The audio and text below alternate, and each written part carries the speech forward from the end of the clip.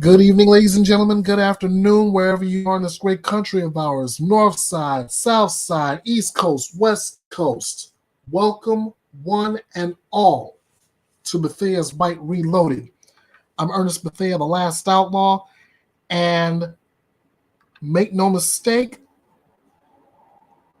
I am. You may be getting this jovial intro from me, but I'm telling you right now, I'm madder than a hornet.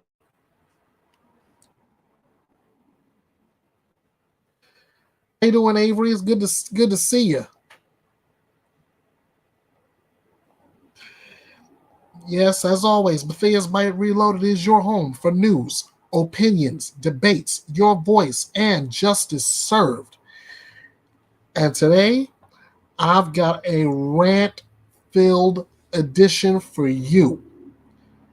As you can see by the title scrolling across, usually I'm not the type to tell you I told you so, but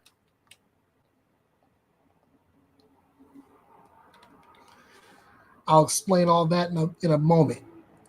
But first, I want to bring to your attention a couple of missing persons posts that I've posted earlier this morning. Starting with a young lady by the name of Addison Good. Check this out. Hey guys, this is the Last Outlaw. 15-year-old Addison Good is missing from her home in La Junta, Colorado since April 27, 2023. At this time, La Junta police have no leads. However, family and friends suspect she may be located in the Rocky Ford or Pueblo area. If you have any information about Addison's whereabouts, contact the La Junta Police Department at area code 719-384-2525 and refer to case number 2300680. Again, that number is area code 719-384-2525 and case number 2300680. Remember, if you see something, say something. Let's work together to bring Addison home safe. Now somehow that just popped right up onto my Facebook Messenger, and whoever it was just kept begging me to post it. So I've done that. I've let it out in public. Now it's up to you guys in the La Junta, Colorado area. If you have any information on the whereabouts of Addison Good, call that number. Let's bring her home safe. All right. Now on to the second. And I just posted this a little bit ago as well. This one is an Amber Alert.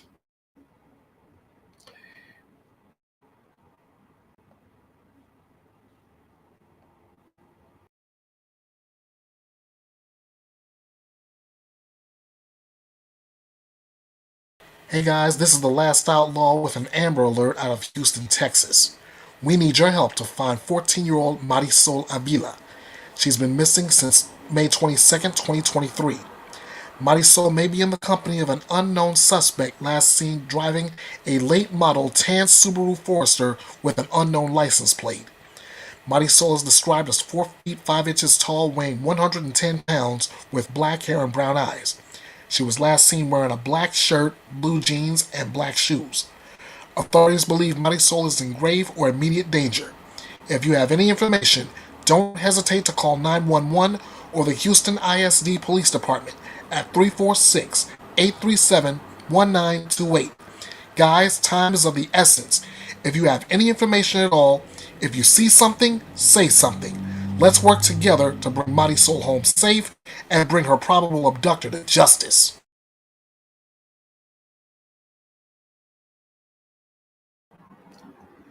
Ladies and gentlemen, that's all I'm asking for. Let's bring Marisol home safe.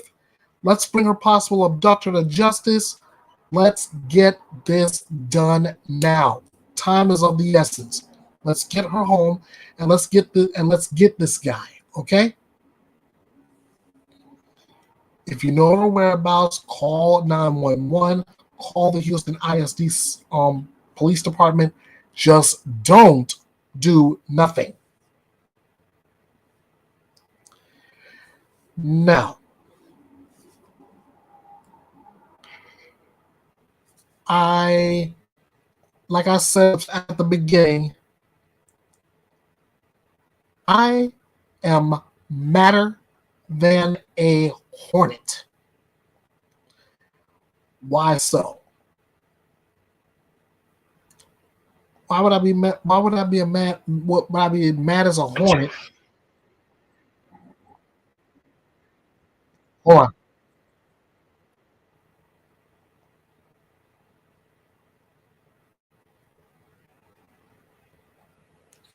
Why would I be as mad as a hornet at this point? Such a beautiful day, great day to be alive.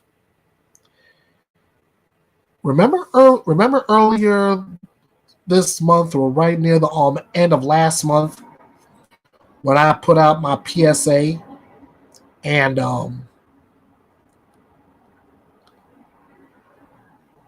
I kept mentioning it, I kept mentioning it, and I kept mentioning it.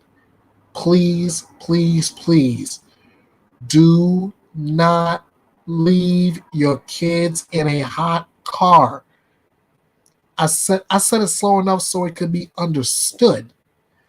But I also stated the reason why I did that is because I literally get sick to my stomach every time I turn my local news on, and there's a story about a kid being left inside of a hot car. And what is it that sets me off so bad?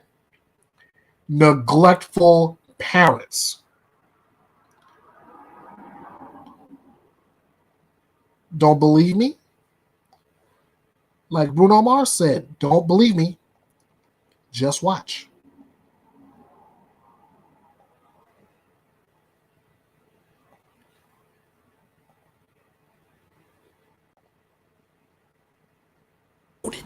Authorities said a 2-year-old Florida girl who fell asleep in her car seat died after she allegedly was left in a hot car on purpose by her parents.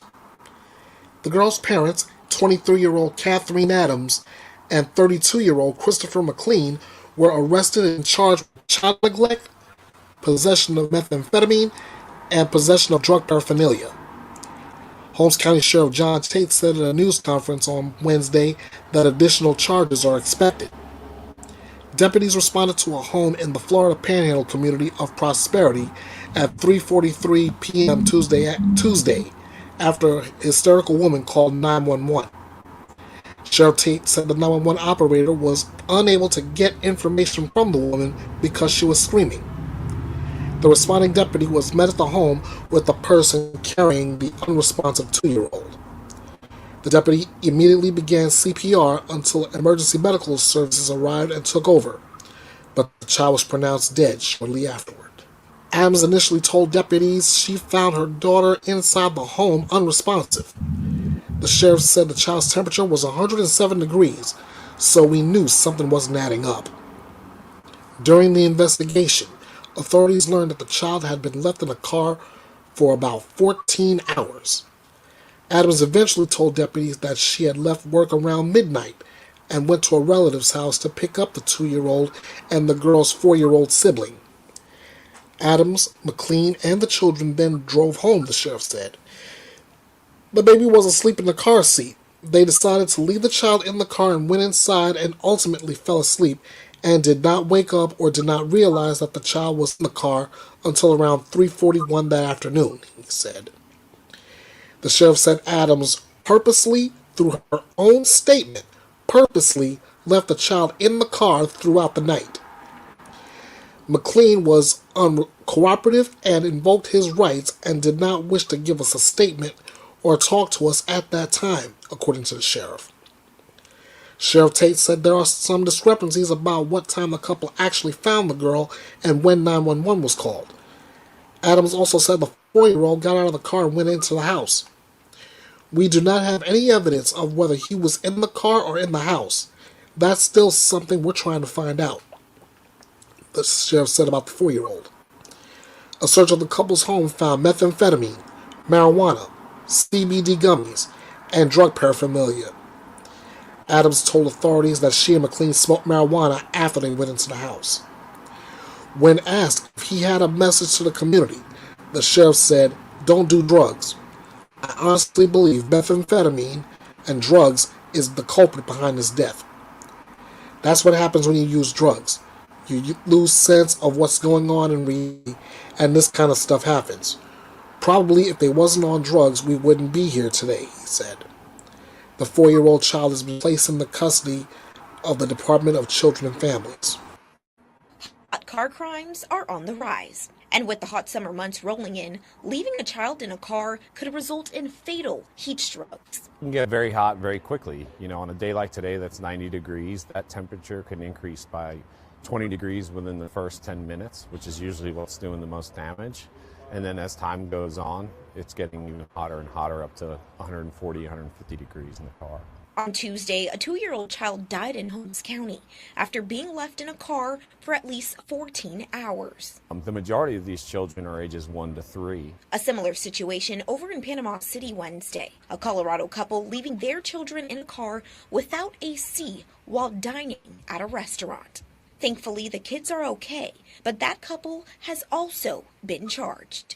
If you leave a child in the car for under 15 minutes, it's a first-degree misdemeanor, unattended. And if you leave a child in the car longer than 15 minutes for great bodily harm or the child's in danger, you're looking at felony charges. So what should you do if you see a kid unattended in a car? Call 911 and act fast. If the child seems to be in distress and it's hot out and there's no one around, break the window and save that child's life. Don't stand there and be like, what do I do? What do I do? Officials say forgetting a kid in a car could happen to anyone, but there are ways for prevention. Look before you lock. Check the back seat of the vehicle for your child or infant. Make sure that they're not there. There are other reminders you can have on your phone, and I know some new vehicles now actually have reminders that pop up on the screens that say, check back seat for child. There's some other things where, you can have a stuffed animal in the front seat or a baby diaper bag, and that'll kind of cue you to look in the back seat before you exit the vehicle. In Panama City Beach, Jamelka Gibson, News, Channel 7.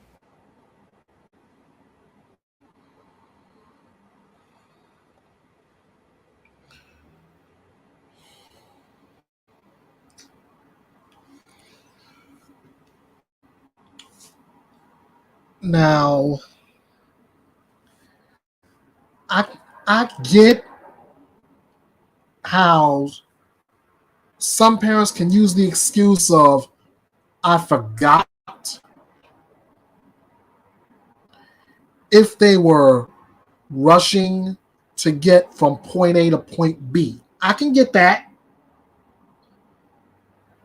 but I won't always buy it.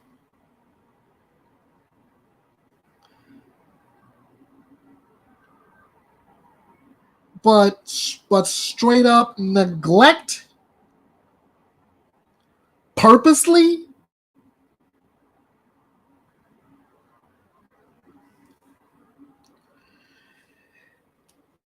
Avery just hit the emoji that reflects how I'm feeling about this right now. What's infuriating to me about this particular one,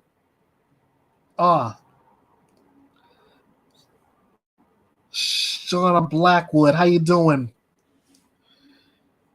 And I'm gonna give you the link as well if you want to come up and join the panel. And I would love to hear your thoughts on this.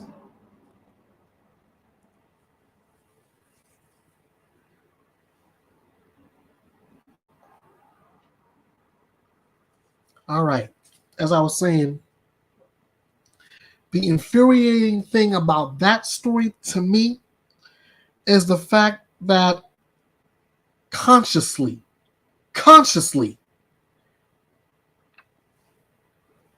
they made The decision, yes, it gets me too, Avery. It gets me too. They made a conscious decision to leave a 2-year old in the car seat in the back of the car and did absolutely nothing to see about the child, or they didn't even think to,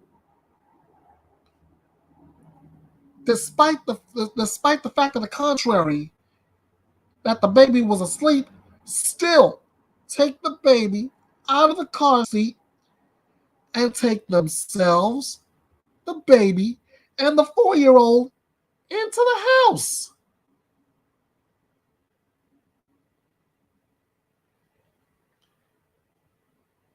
They go in, they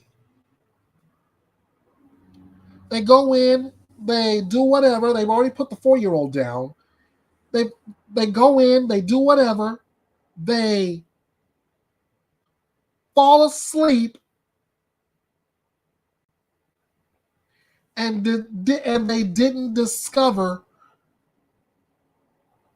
their 2-year-old until 3:41 in the afternoon in Florida. It took a hysterical neighbor.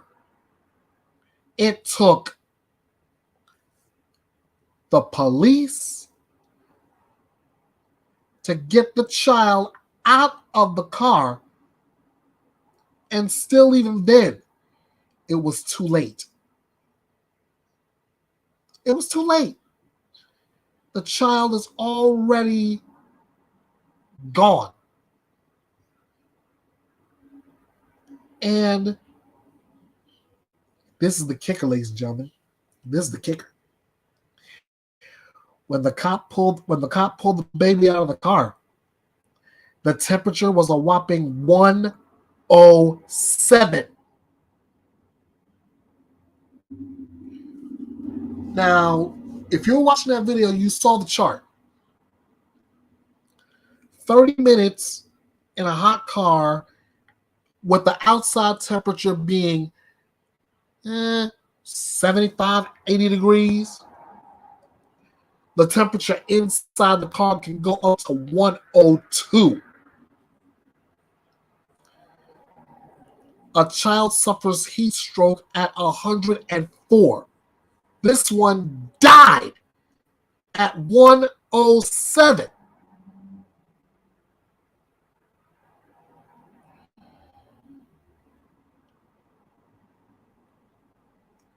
Is it just me, or do these so-called parents wait for the summertime to take leave of their senses?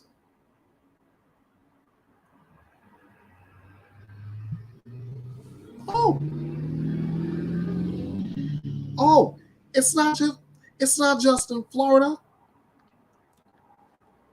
Let me take you on a trip to the Chicagoland area.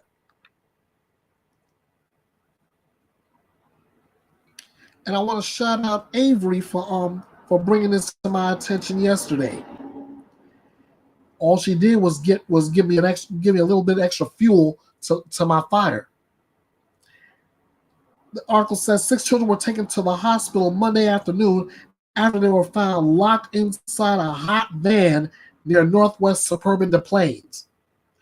The property manager at the Park Colony apartment complex in the 9,000 block of Lincoln Drive said a tenant called her to tell her the kids were screaming for help, so she immediately ran outside and called 911. They had no food, no water, no food that I could see, and the car was locked. I'm stopping right there for a second. No water, no food, and the car was locked. Really? Really?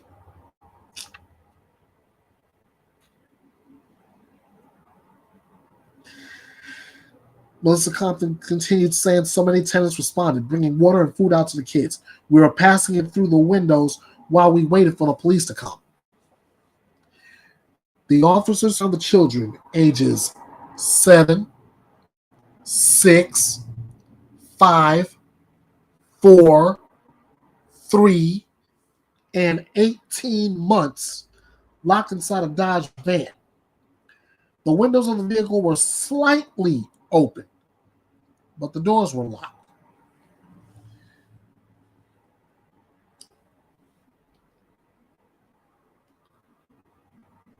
I feel like I'm doing this PSA all over again with all these stories attached to them. Because even in this one, they tell you that you can have the windows slightly open, but your child can still die in there. They are suffering in that heat.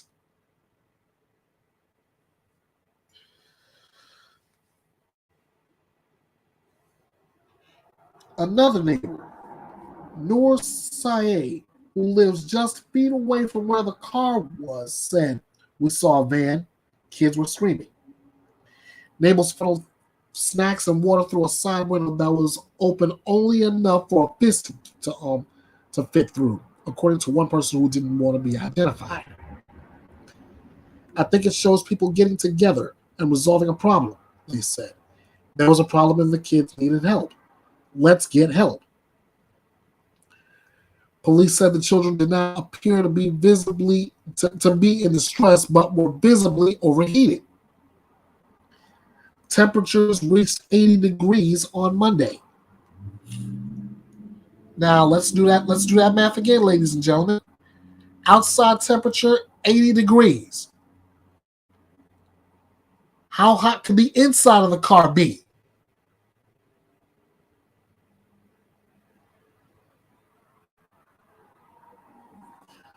Officers also located the father of the kids, who told police he works for a cleaning service and left the van to clean one of the residences at 11:30 a.m. Really?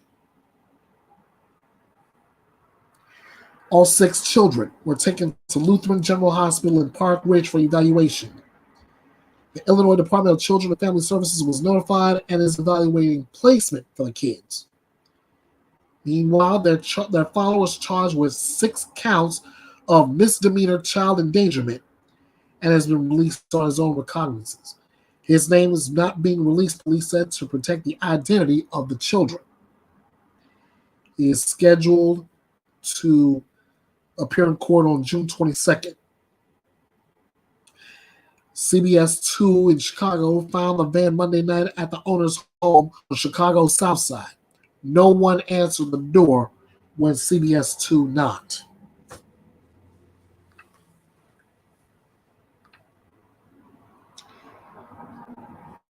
Six kids in a hot van.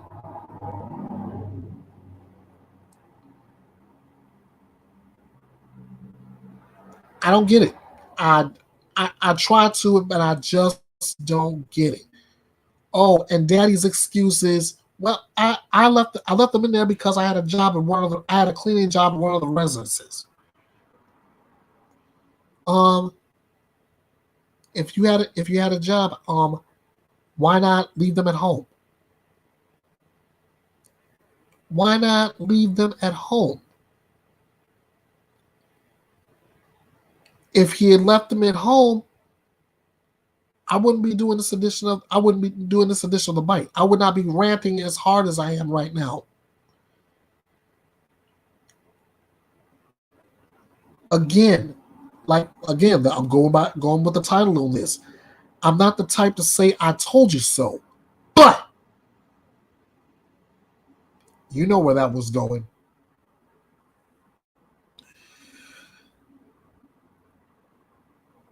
And again, I ask, is it just me, or do these so-called parents take leave of their senses when the weather gets warmer? I've got one more example of that, and this just came to me today. And this had nothing to do with a hot car death, but it's still all the more devastating.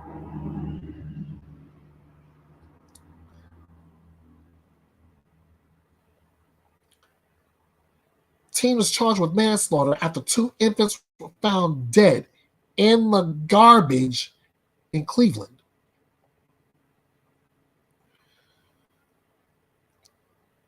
Let's see. Shauna Blackwood says, I wouldn't leave my dog in a hot car. Shauna, you would be a smart woman because the same thing that can happen to a child can happen to a dog.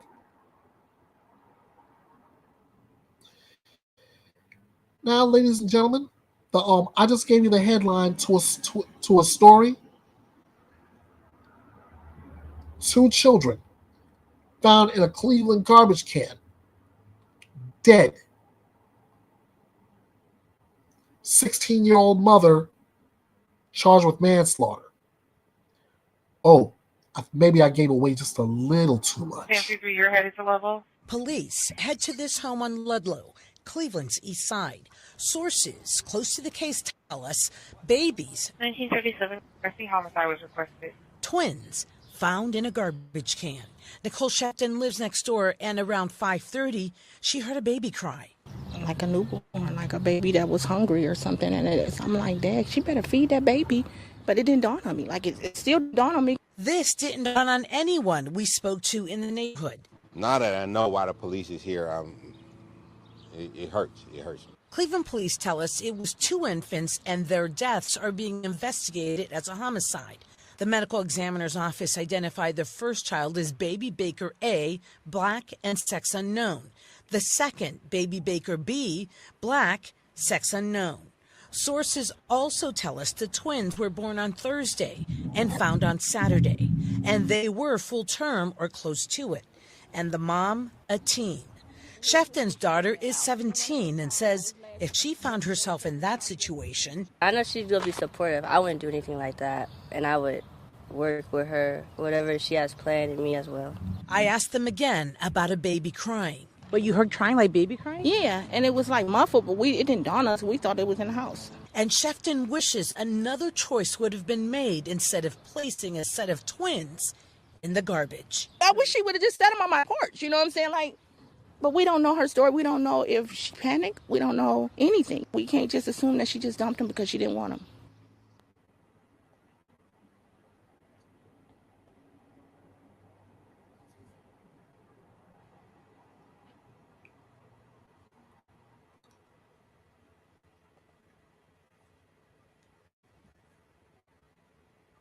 Even that is heartbreaking. And yes, this is happening way too often.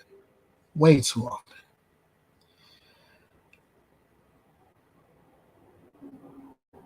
What is going on with these parents? What I mean, it just kills me inside knowing that. I know I've said numerous times during these live streams, whether it's on mine right here, Bethea's Byte Reloaded, or on somebody else's, when it comes to children and parents that are unable to take care of their child, I subscribe to that Michael Jackson wisdom from Wanna Be Starting Something. If you can't feed the baby, don't have the baby. And don't think maybe if you can't feed the baby. Yet, still we get these stories on a recurring basis. And why? I don't get it. I don't get it. Is it sad? Absolutely. Absolutely. But the bottom line is we're still failing the kids. We are failing the kids.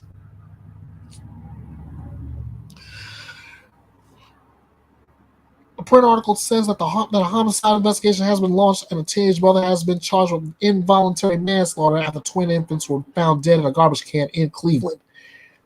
They were dead when officers found them Saturday night, according to public records made available by the Cleveland Division of Police. The cause and manner of death have not been released. Preliminary information indicates that the mother of the child, a 16-year-old female, had given birth to the babies days earlier. Authorities have not named the mother, but a spokesman for the Cleveland Division of Police said late Monday that the teen was in custody. The teen was arraigned on Tuesday morning in Cuyahoga County Juvenile Court and charged with 2 counts of involuntary manslaughter, 2 counts of child endangering, and 1 count of tampering, and 2 counts of gross abuse of a corpse. The infants were discovered after a caller notified police that their daughter, who had recently given birth, threw the babies in the garbage, according to a police incident report. The caller said their daughter hadn't realized that she was pregnant, the log states. The teen was taken to a hospital, but her condition has not been disclosed. The area public defender's office did not immediately respond to a request for comment Monday, and NBC News has reached out to the Cuyahoga County Juvenile Prosecutor's Office for further comment.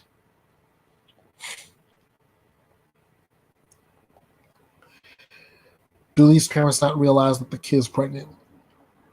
I wish that's one for both the teen and the parent to answer, because I can speculate on that all day long. Excuse me. I can speculate to that all day long and not get a definitive answer.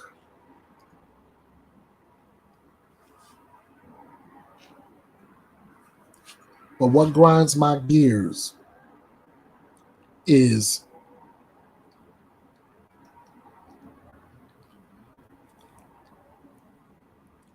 she could have given babies away to somebody who would actually care for those babies. After all, I keep saying parents have but one job. Sure, it's broken into multiple parts, but they have one job, and that is to care for the child.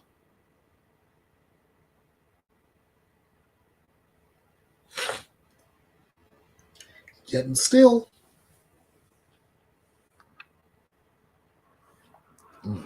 Shauna says, when you don't have a period for several months and you know you've been sexually active, you should have known there was a possibility of being with child. Absolutely. I mean, you can't make no more sense than that.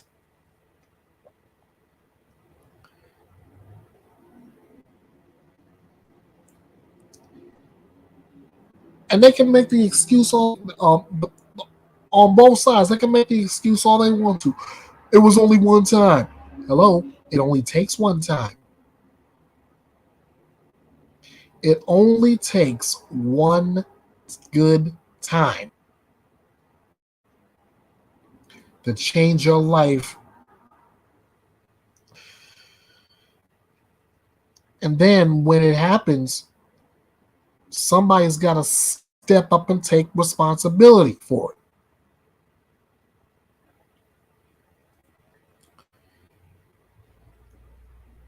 I mean, as much as I've missed all those Maury Povich shows that have the young men and women. They show up on the show. The girl keeps saying that the girl says as this guy XYZ ABC. He is the father of the child. Da, da, da, da, da. I'm 110%, 120%, 150%, 200%, 1,000%, yada yada yada percent. Sure that he's my baby's father. The guy will show up. He will scream to anybody that would listen that he's not the father. Then, if you know the formula, Maury breaks out the manila envelope, pulls the piece of paper out. When it comes to baby XYZ ABC, calls the guy's name out, and there's only one of two ways it can go. Maury Povich could say, "You are the father," or he will say with the same ferocity, "You are not."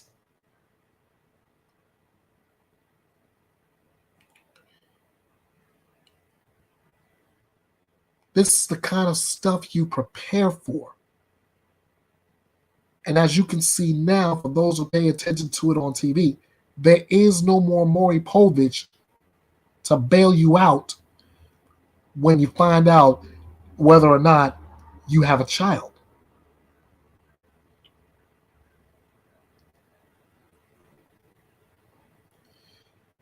It's up to you to take and accept the responsibility of taking care of that child. Fellas, you know it's yours. Step up. Be a man. Take care of your responsibility.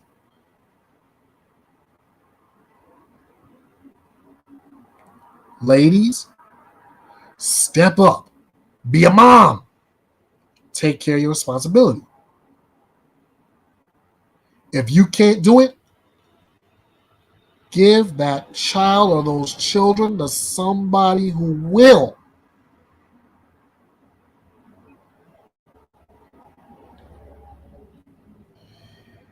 And most of all, I feel like I'm doing this PSA. I'm going right back to my PSA again. In fact, hang on, because I believe my PSA is here.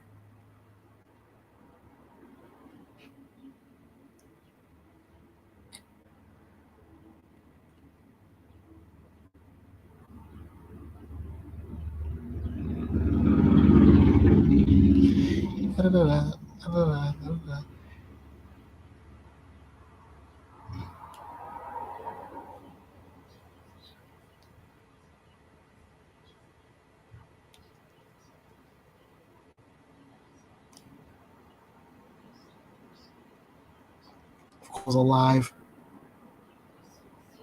Of course, it was alive.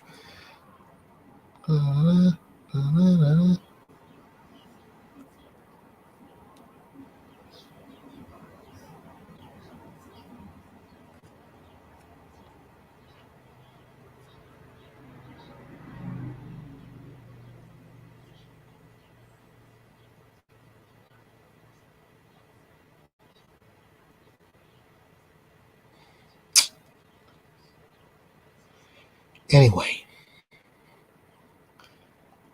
I'm gonna say this once again. I can't locate which one it was, but I'm gonna say this once again. And thank you, Shauna, for following me on Instagram. Let me see if I can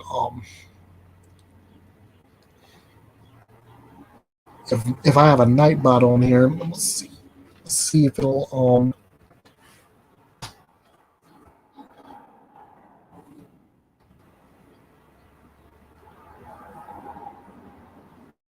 all right. I'm gonna have to do this. There we go. There we go, ladies and gentlemen. I like that. Ladies and gentlemen, that's my own Nightbot. Thanks so much for doing what you do. In fact, I'm gonna keep on doing this with the Nightbot to let you know everywhere I am on social media before I get out of here. And as I do, I want everybody to pay attention to um, I want everybody to pay attention to this because it is so vitally important.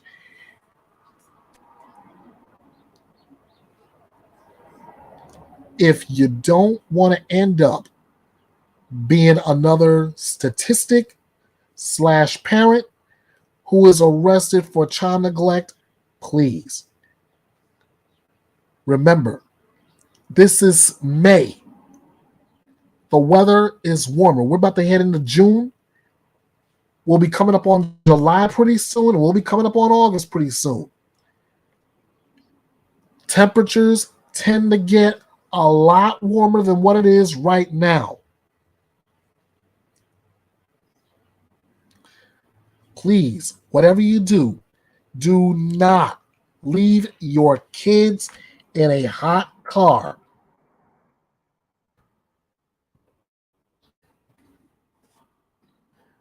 Do not leave your kids in a hot car.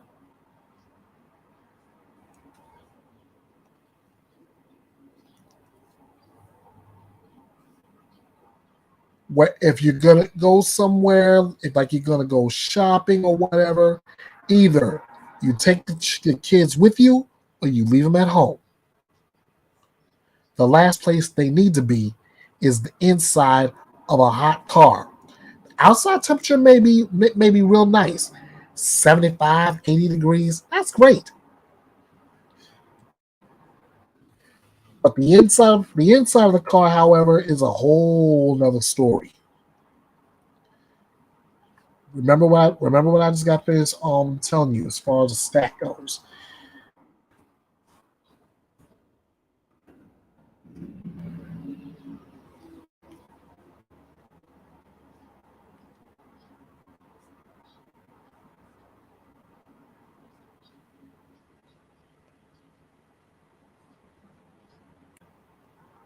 Child in a hot car can have heat stroke with a temperature of 104.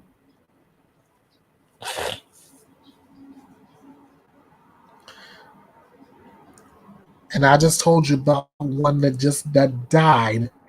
I just told you about one that died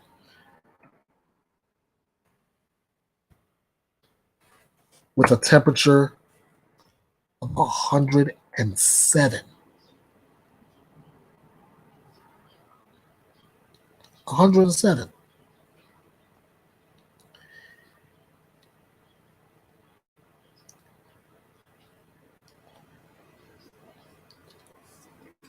It makes zero sense to me how you can neglect a child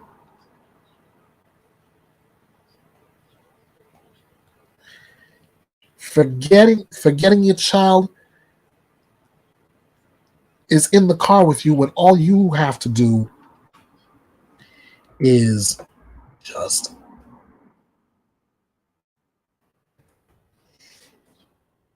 look at the back seat.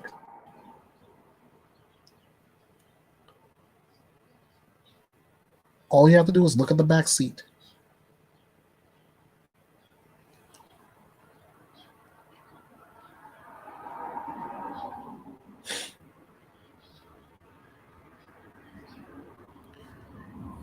They've even given you tips as the things you can leave back there.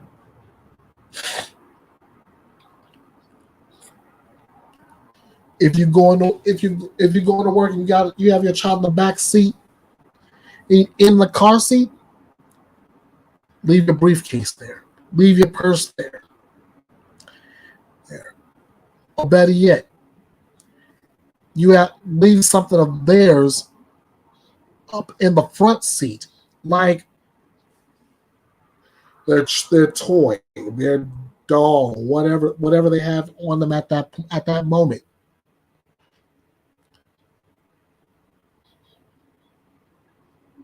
That way you have a sense enough to look back. Oh, there's my child. Can't forget about my child.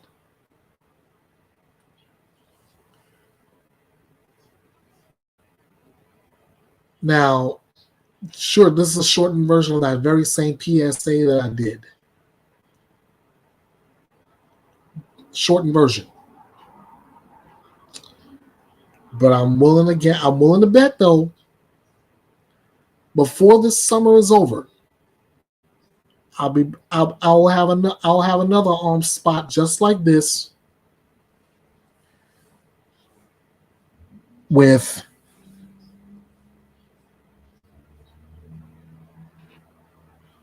another parent or parents being arrested and charged with child neglect. Why? Leaving the child in the hot car. Or I'll end up with another story of a child being abused and or killed by parents.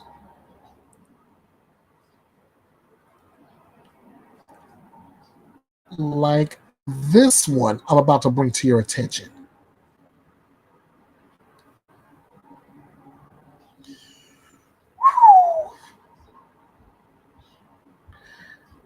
South Carolina mom drowned daughter age 6, allegedly drowned daughter age 6, and attempted to drown another girl before teenage sibling intervened.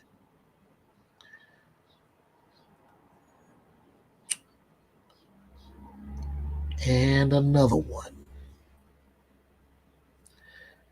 I want you to take a look at this. Look at this little cutie here. Name is Micaiah Marie Bradley Brunn.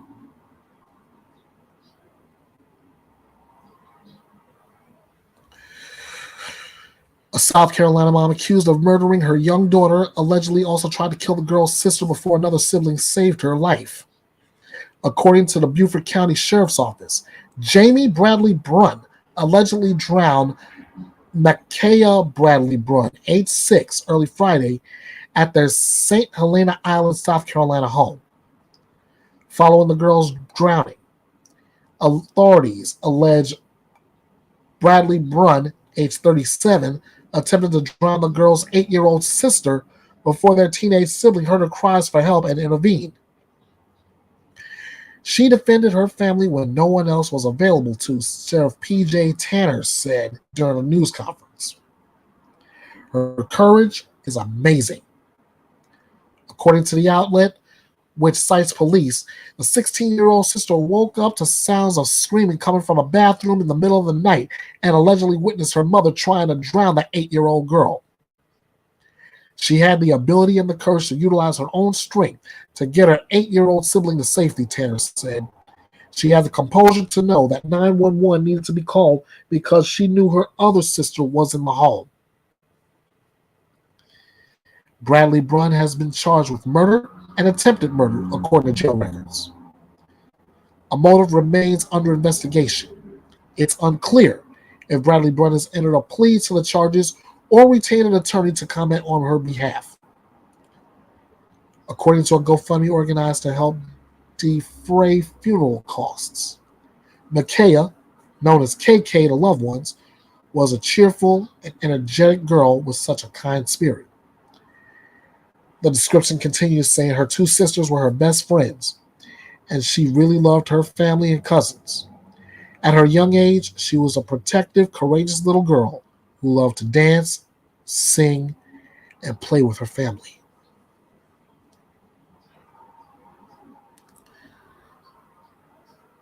Sadly, there will be no more dancing. Sadly, there will be no more music, no song to sing. And there is no one, and that little girl will be playing with no one. At least not here on this earth.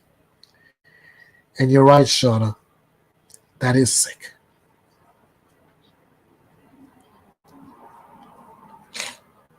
Again, it's like, and I've said this time and time again throughout this edition of Bethea's Byte Reloaded. It's like when the weather gets warmer people who call themselves parents just up and take leave of their absolute senses.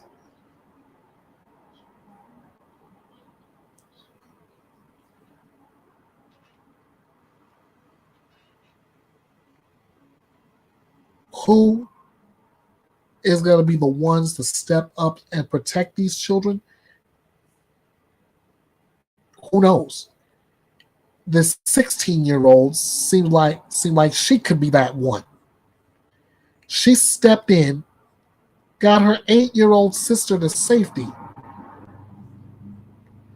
It was already too late for the 6-year-old, but she said she was not going to let this happen to her 8-year-old sister. And as for the mom, mom, anybody who knows me knows my attitude about situations like this and so-called parents who are the culprits. You already know what I call them. And for those of you who don't, I'll spell it out for you. Any mother who takes the time and instead of caring for the child would rather drown them, kill them, hurt them, they're not parents. They're monsters. And I, the last outlaw, am not scared of calling out the monsters. In fact, all you so-called parents that make a habit out of hurting your kids, you can call me the Reaper. And everybody knows how I do. When the Reaper calls your name, I make no apologies. I have no remorse for you, for all you monsters. It's just over. So,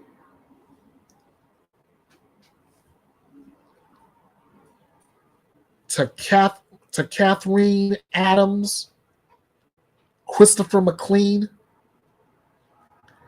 the dad who left his 6 kids in a hot minivan,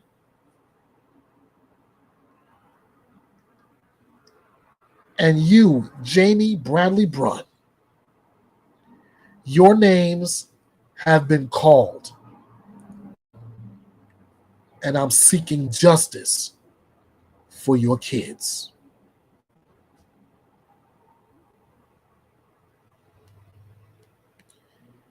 And if that means I push for all of you to get a maximum amount of jail time,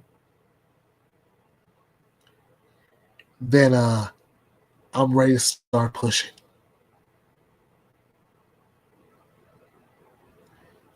Those kids deserve better than you.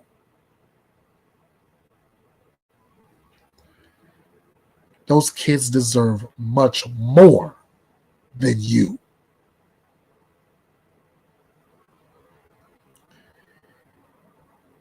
And as far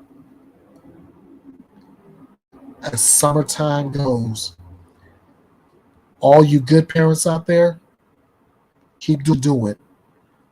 Stay alert. Stay awake. And do what you do. Protect your kids. That's part of your one job in caring for them. Protecting your children. If you can't do it, get somebody who can.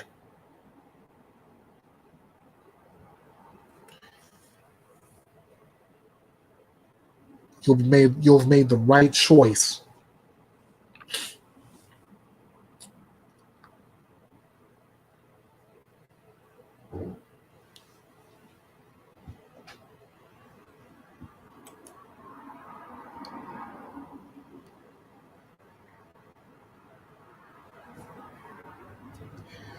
One more quick one. This one involves a hit and run driver. Now, this one, a parent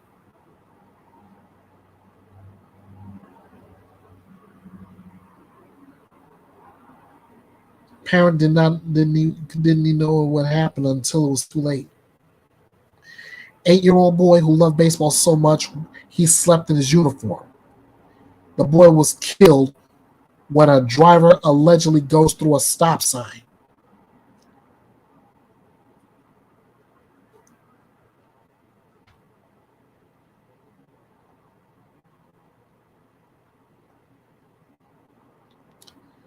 Check out this little slugger.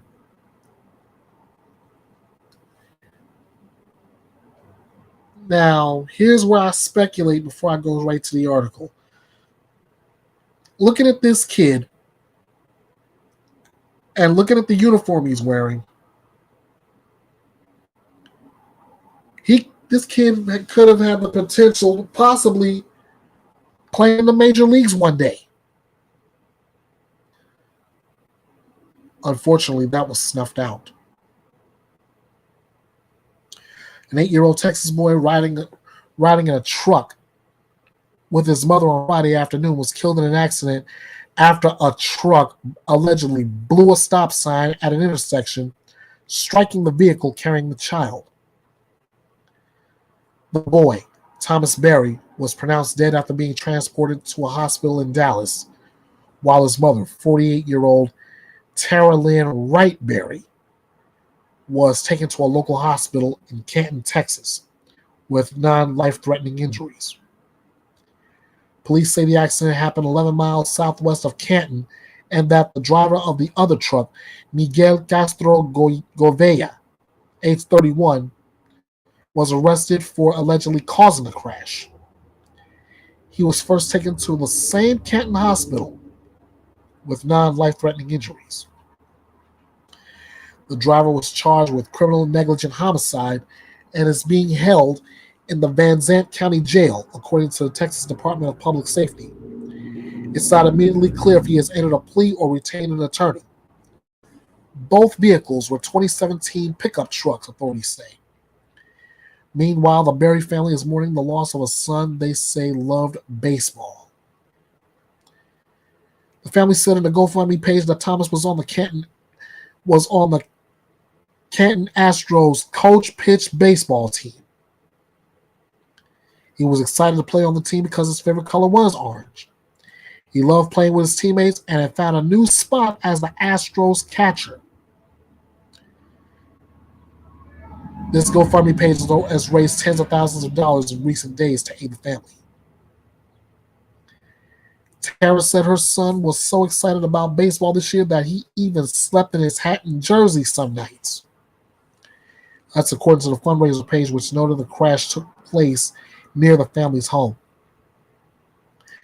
Jenny Wells Fain, who helped coach Thomas's team and launched the GoFundMe page to support the family, says she remembers Thomas had a great attitude about everything. He was also brave, his coach says, recalling a time when the team needed someone to play catcher last minute. Thomas threw his hand up and said, "I would like to do it." He always had a positive attitude, and he was the ultra-caring type of kid. Always very funny, but just very sweet to everybody. Thomas's team played their first game without him Monday night, which Wells Fain says became more of a beautiful tribute than a usual Little League game. The team hung Thomas's jersey up in the dugout, while one of his two older sisters led the group around the bases so he could symbolically score the team's first run. Before the game, Wells Fain says their opponents walked over, each carrying an orange rose, the color of Thomas's Canton Astros team, and the kids shared memories about it before the first pitch.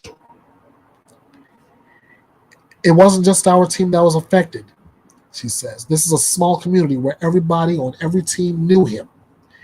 There's only one elementary school in Canton, Texas. So all of those kids are going to the same school. So there's a lot of players on other teams that were very close friends with Thomas. It affected our community as a whole. The community has stepped up to help the family too, with many neighbors dropping off groceries and household supplies. The Canton Youth Recreation Association said on Facebook that it'll host a benefit baseball tournament in June with only one goal, and that is to raise as much money to help the Berry family in a time that we wish on no one. Police say an investigation into the crash is still ongoing. It was a cloudy day, but road conditions were listed as dry, according to the Texas Department of Safety report. Both Thomas and their mother were wearing their seatbelts, the report says. A funeral for Thomas will be held Sunday in Canton. Now that's a heartbreaker.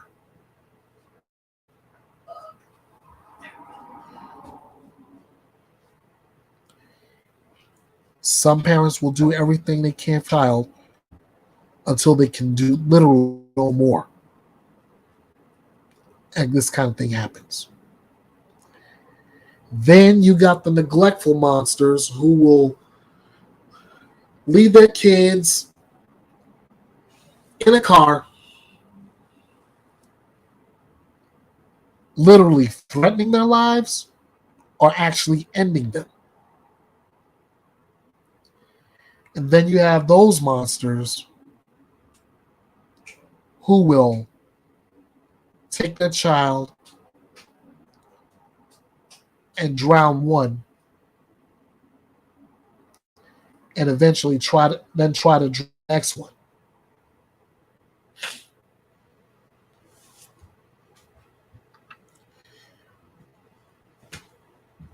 Watch your kids, parents. Take care of your kids. Love your kids. Give them a bright future.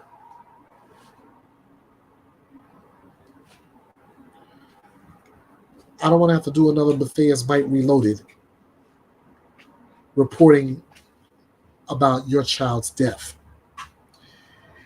Being in a hot car or by the hands of one who was supposed to take care of your child.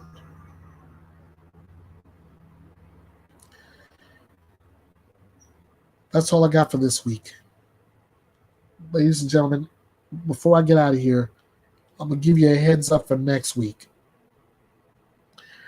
I'm going to have an exclusive sit-down chat with the aunt and the ex-wife of Jason Soltani. As you remember, in a report I did recently, Jason and Joy Soltani are behind bars at the moment for the death of a child. See the you see the pattern here? Anyway, the aunt, Terry Anderson, and the ex-wife, Tammy Byers, they're going to sit down with me next week, and they're going to tell me their story. Or they're going to tell Jason, Joy, and possibly Sierra's story from their own perspective. And I'm going to keep this question in mind. Is Joy and or Sierra willing participants, or are they victims of manipulation? You'll get to hear from Terry and Tammy next week live. Same time, right here, Bethea's Byte Reloaded.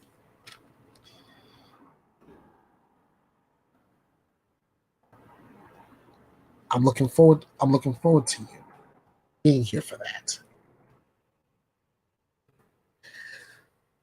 So until then, I want to thank everybody for watching. Thank everybody who plans on seeing the replay to this, and I want to end this out like Drew Carey did, as always. Be good to yourself. Be kind to yourself. Love yourself. That way, I can see you back here for another edition of Bethea's Byte Reloaded. And as Nightbot has kindly reminded us that this is your home for news, opinions, debates, your voice, and justice served. Until then, Ernest Bethea, the Last Outlaw, I'm going to get out of here. You guys know what to do from here. Bite this. Hey guys, the Last Outlaw here. Thank you all so much for watching this video and subscribing to Bethea's Byte Reloaded. I appreciate the support of this little engine powered by you. Did you enjoy this video? Do you want to give your feedback on it? Here's what you do. Like this video to get more eyes on it. Subscribe to the channel if you haven't already. Be sure to click the notification bell and set it to all to be notified of future videos. Share this video to your social media. I respond to your comments, good or bad, so drop your thoughts here. Be sure to follow Bethea's Byte Reloaded all over social media. At Bethea's Byte True Crime on Facebook. At EKB316 on Twitter. At Bethea's Byte Reloaded on YouTube. That's with and without the punctuation marks. At EB The Last Outlaw on Instagram. At King of Hearts 316 2021 on TikTok. You can email me at kingofhearts316_09 at outlook.com. This is your home for news, opinions, debates, your voice, and justice served. This is Bethea's Byte, and it's reloaded.